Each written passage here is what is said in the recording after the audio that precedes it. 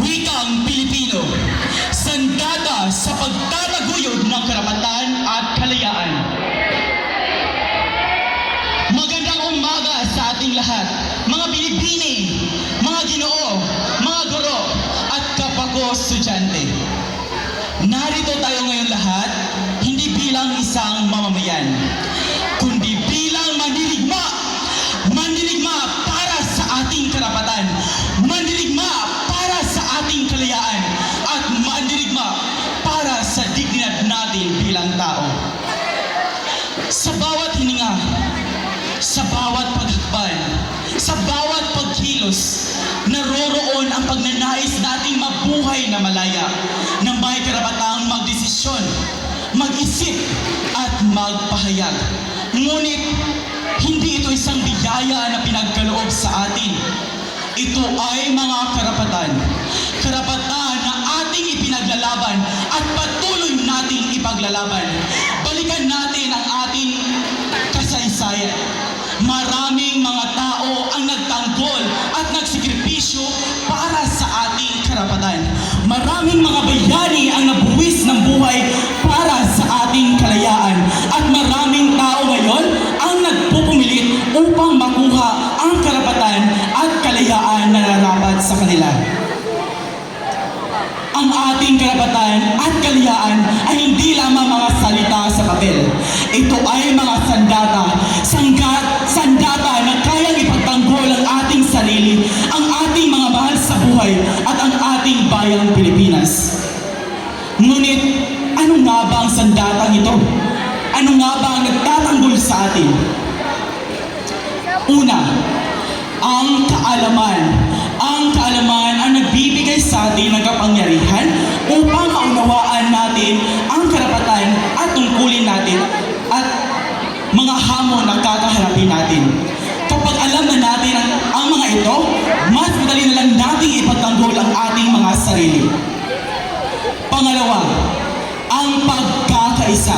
Ang pagkakaisa ay nagbibigay sa atin ng lakas upang magtulungan, magbayihan, upang itaguyod ang ating karapatan at kalayaan. Dapat magkaroon tayo ng pagkakaisa.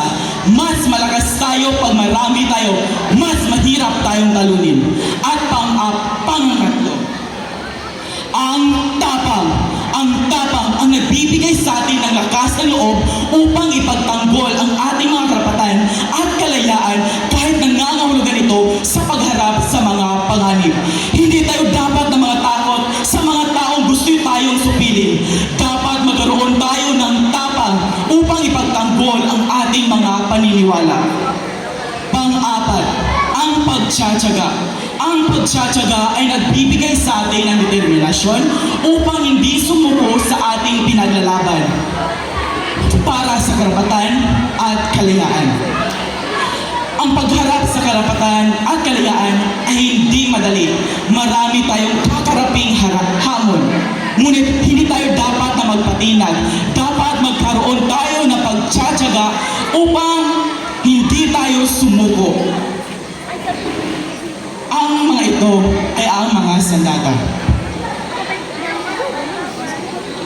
Sa mga panahong ito na kung saan ang karapatan at kalayaan ay nasa panganib, mas mahalaga kaysa kailanman ang mga paggamit nito. Dahil dapat tayong gumamit ng kaalaman para maunawaan natin ang karapatan at kalayaan natin. Dapat tayong magkaisa, magtulungan sa pagtataguyod ng ating mga karapatan at kalayaan. At dapat magkaroon tayo ng tapang upang ipagtanggol ito kahit nangangahulugan ito sa pagharap sa mga panganib. At panghuli, ang pagtsatsaga. Dapat hindi tayo sumuko para sa ating bayan. Tandaan natin na ang mga sandatang ito ay hindi lamang mga salita sa papel. Ito ay mga sandata na kaya tayong ipaglaban at patuloy nating ipaglalaban. Mag-aisa tayo sa pagtataguyod ng mga karapatan at kalayaan, maging sandata sa pagbabago ng pag-asa at ng katarungan. Hindi tayo dapat na sumuko, hindi tayo dapat na matakot, dahil tayo ay isang mandirigma. Mandirigma na ang sandata ay ang katalinuhan, kaalaman, pagtsatsaga, tapang at isa. Maraming salamat sa iyong lahat. Naway marami kayong natututunan sa aking mga sinabi na may tema, Wikang Pilipino, sandata sa pagtataguyod ng karapatan at kalayaan.